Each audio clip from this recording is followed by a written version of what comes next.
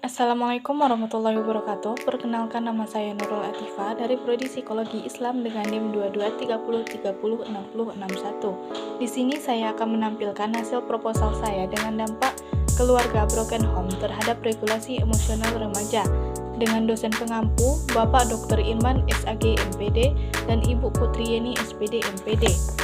Adapun latar belakang dari penelitian saya yaitu keluarga adalah lingkungan pertama yang membentuk sebuah perkembangan individu.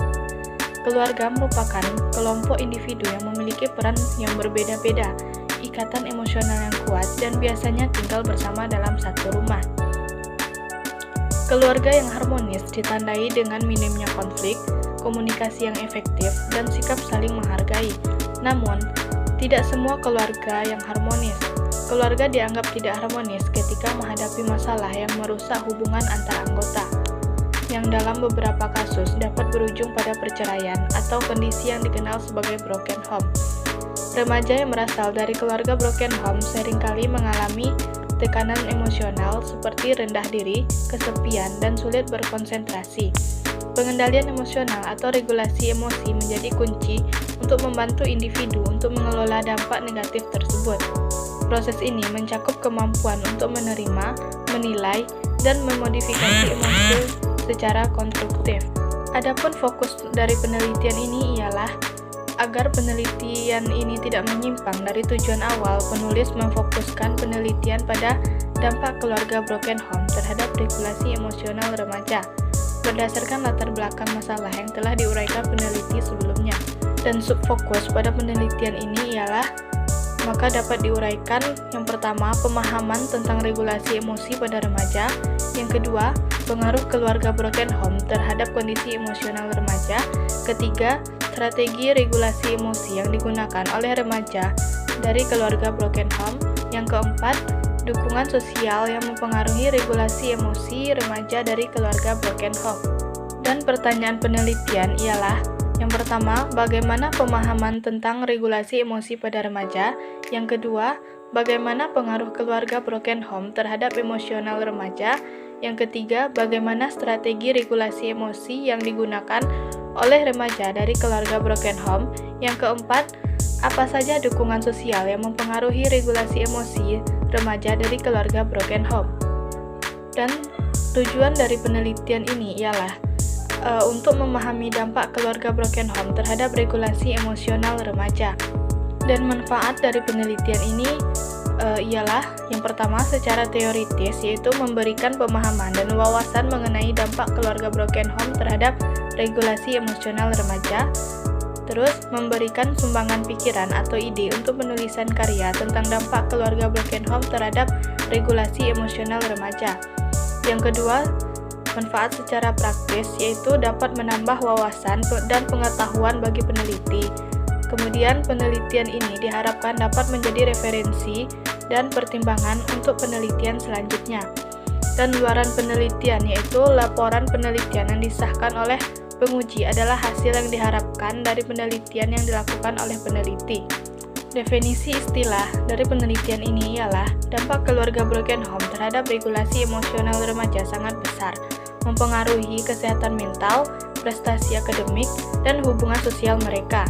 Oleh karena itu, penting untuk memberikan dukungan dan intervensi yang dapat bagi remaja dalam kondisi ini, agar mereka dapat mengembangkan keterampilan regulasi emosi yang sehat. Kemudian, kajian teori dari penelitian ini yang pertama adalah regulasi emosi. Pengertian regulasi emosi. Regulasi emosi adalah proses yang dilakukan individu untuk mengelola emosinya, termasuk menentukan kapan emosi muncul dan bagaimana emosi tersebut diterima serta diekspresikan. Proses ini dapat terjadi baik secara otomatis maupun terkontrol, baik secara sadar maupun tidak sadar, dan dapat mempengaruhi berbagai tahap perkembangan emosi. Kemudian, untuk mencapai keseimbangan emosional, individu perlu mampu membedakan, mengatasi, mengelola, dan mengomunikasikan emosinya dengan tepat. Seseorang yang memiliki kontrol emosi yang baik akan dapat pulih dengan cepat dari situasi yang sulit, dan hal ini disebut sebagai regulasi emosi. Nah, dapat disimpulkan regulasi emosi adalah proses yang dilakukan individu untuk mengelola, mengontrol, dan menyesuaikan emosinya, baik secara sadar maupun tidak sadar, dengan tujuan mencapai keseimbangan emosional. Proses ini mencakup kemampuan untuk mengatasi dan mengomunikasikan emosi dengan efektif, serta mencegah respon negatif. Selanjutnya yaitu aspek-aspek regulasi emosi. Ada 3 komponen kemampuan regulasi emosi. Yang pertama itu memonitor emosi, yaitu kemampuan individu untuk menyadari dan memahami semua proses internal yang terjadi dalam dirinya, termasuk perasaan, pikiran, dan alasan dibalik tindakan mereka. Kemudian, yang kedua, mengevaluasi emosi, yaitu untuk mengendalikan dan menyeimbangkan emosinya, khususnya emosi negatif seperti kemarahan, kesedihan, kekecewaan, dendam, dan kebencian. Dikenal sebagai evaluasi emosi. Kemampuan ini memungkinkan seseorang untuk menghindari dampak emosional yang mendalam, sehingga mereka tetap bisa berpikir rasional. Terus yang ketiga itu memodifikasi emosi, yaitu kemampuan individu untuk mengelola emosinya agar dapat memotivasi diri, terutama saat menghadapi perasaan putus asa, kecemasan, atau kemarahan. Terus selanjutnya itu ada faktor-faktor yang mempengaruhi regulasi emosi, mengidentifikasikan dan menjelaskan hal-hal berikut yang mempengaruhi regulasi emosi. Yang pertama itu ada faktor intrinsik, yaitu variasi individu dalam mengelola emosi, yang dapat dilihat dari tujuan, frekuensi, dan kemampuan masing-masing. Yang selanjutnya itu kemampuan kognitif. Seseorang mempengaruhi cara mereka melihat dan memahami masalah. Interpretasi mereka tentang peristiwa yang memicu emosi berkontribusi pada pembentukan afeksi. Yang kedua yaitu faktor ekstrinsik, yaitu faktor eksternal yang mempengaruhi regulasi emosi, termasuk interaksi dengan lingkungan dan hubungan dengan orang lain. Lingkungan sosial, keluarga, dan situasi lain adalah sumber lain yang berada di luar kendali individu dan mempengaruhi kemampuan seseorang untuk mengendalikan dan mengatur emosinya. Nah, ada beberapa elemen yang mempengaruhi regulasi emosi, yaitu antara lain, yang pertama, dukungan sosial. Dukungan sosial ini adalah elemen yang memberikan motivasi dan sumber daya yang diberikan oleh orang lain untuk membantu individu agar individu ini merasa lebih baik. Yang kedua yaitu religiusitas. Orang yang lebih religius cenderung lebih mudah untuk mengendalikan emosinya. Sebaliknya, orang yang tidak religius itu lebih sulit untuk mengendalikan emosinya. Terus yang ketiga itu ada budaya. Budaya terkait dengan regulasi emosi karena budaya memberikan motivasi untuk mempertahankan hubungan baik dengan orang lain. Nah, norma budaya yang ada dalam suatu kelompok mempengaruhi cara individu mengatur emosinya. Cara seseorang menilai, menerima, memahami, dan mengekspresikan emosinya dapat mempengaruhi oleh nilai-nilai budaya yang berlaku dalam kelompok tersebut. Selanjutnya yang terakhir yaitu yang keempat, ada kognitif.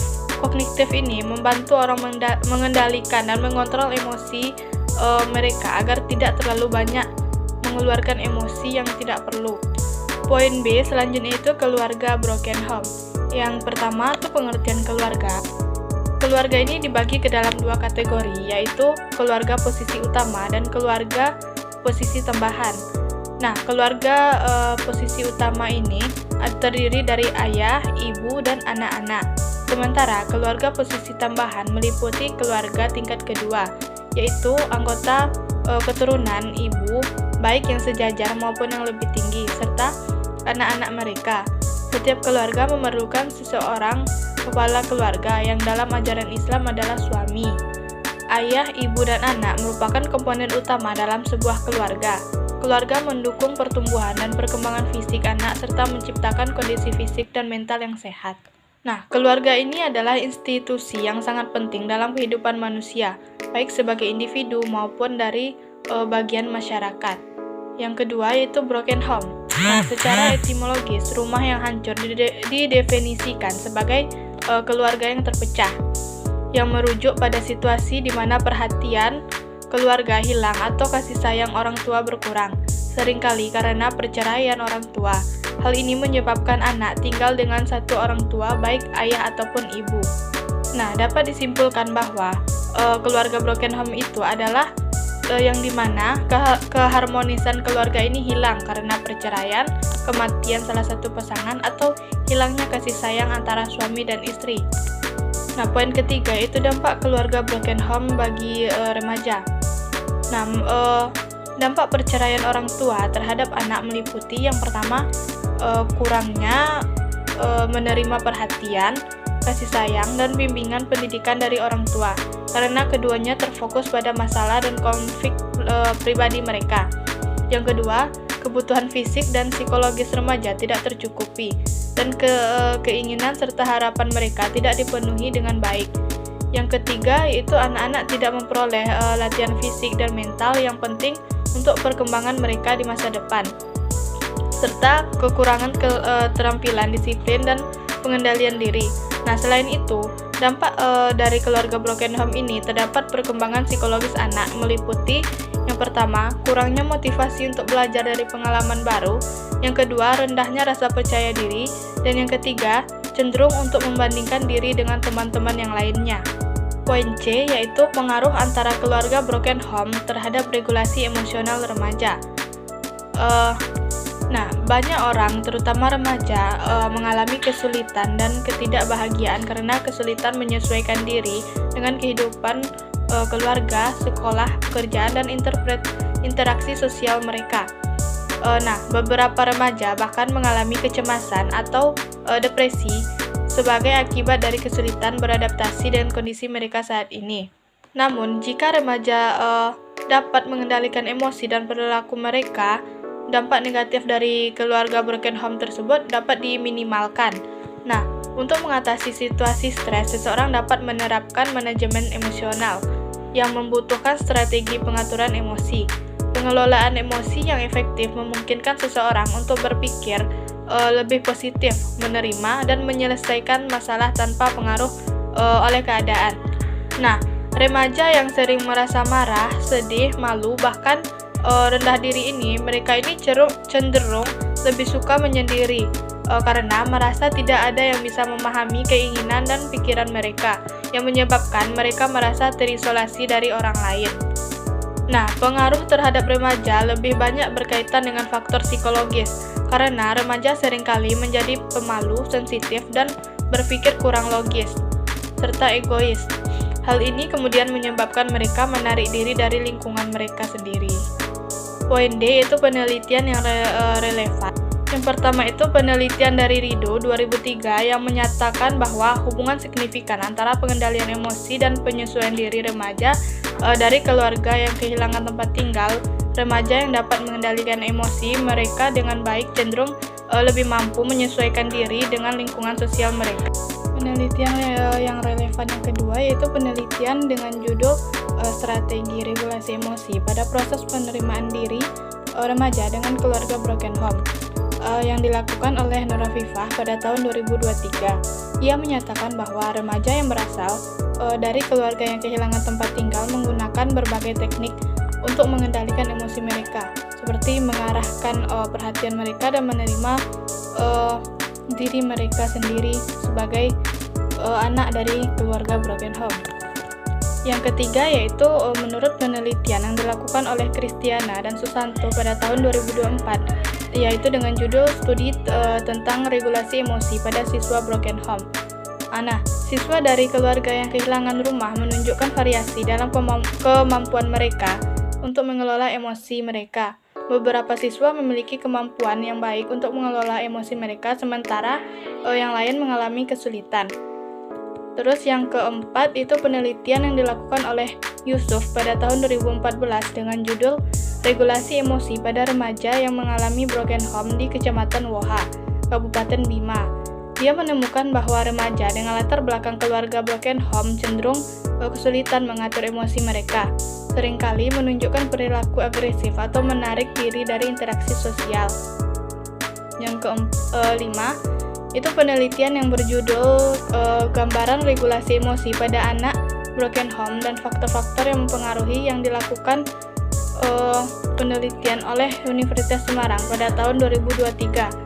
Nah, penelitian ini menyatakan bahwa anak-anak yang dibesarkan dalam keluarga broken home cenderung mengalami tingkat stres emosional yang lebih tinggi dibanding dengan anak-anak yang dibesarkan dalam keluarga yang utuh.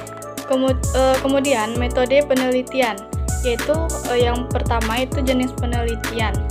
Penelitian ini menggunakan pendekatan fenomenologis yang berfokus pada analisis fenomena yang berkaitan dengan realitas sosial dengan pengalaman sebagai data bahan utamanya, yaitu pendekatan fenomenologis ini bertujuan memahami dunia dari sudut pandang individu yang mengalami secara langsung serta mengeksplorasi sifat alami dan makna yang terkandung dalam pengalaman manusia tersebut. Kemudian latar dan waktu penelitian. Penelitian ini dilakukan di Kabupaten Pasaman, Kecamatan Rawa Selatan, karena penulis menemukan bahwa cukup banyak remaja yang mengalami broken home dan dampaknya terhadap regulasi emosi mereka. Kemudian instrumen penelitian.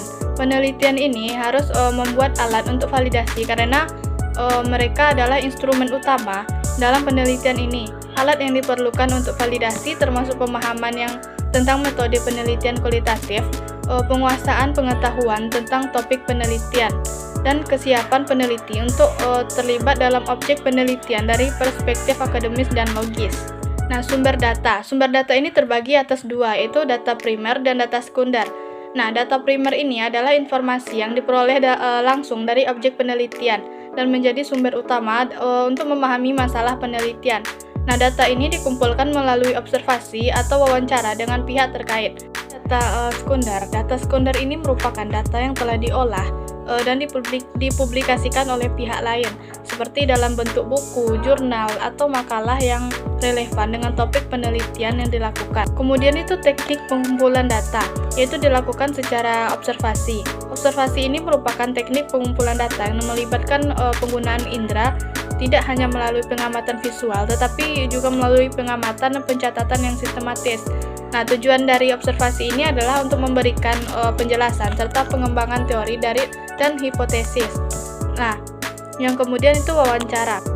Nah, wawancara ini adalah teknik pengumpulan data yang dilakukan melalui percakapan langsung dengan responden untuk memperoleh informasi. Nah, dari penjelasan di atas tersebut, wawancara dapat disimpulkan sebagai metode pengumpulan data di mana peneliti mengajukan serangkaian pertanyaan kepada narasumber untuk memperoleh informasi. Dalam penelitian ini, wawancara digunakan untuk mengumpulkan data terkait seluruh subjek yang diteliti. Kemudian teknik analisis data, yaitu yang pertama reduksi data. Nah, reduksi data ini merupakan langkah yang tidak terpisahkan dalam analisis data. Peneliti memilih data yang akan dikodekan, yang akan dihapus, dan bagaimana pola serta rangkuman dari kumpulan atau perkembangan ceritanya yang disusun. Nah, selanjutnya itu data display. Dalam konteks ini, data yang disajikan merupakan kumpulan informasi yang telah diorganisir sedemikian rupa sehingga memudahkan pengambilan keputusan dan penarikan kesimpulan. Nah, kemudian itu ada kesimpulan atau verifikasi. Penarikan kesimpulan dan verifikasi adalah proses utama ketika dalam analisis data. Sejak awal, peneliti harus bertindak, bukan membiarkan data menjadi rongsokan. Peneliti harus bertanggung jawab atas inisiatif dan harus memulai sejak awal dengan mengurangi data, menampilkannya, dan mengambil kesimpulan atau verifikasi dari penelitian yang telah dilakukan. Terus, keabsahan data. Nah, keabsahan data ini adalah didasarkan pada fakta bahwa data adalah majemuk dan dinamis, sehingga tidak ada data yang konsisten atau berulang. Sekian seminar proposal yang telah saya lakukan pada hari ini. Saya ucapkan terima kasih dan assalamualaikum warahmatullahi wabarakatuh.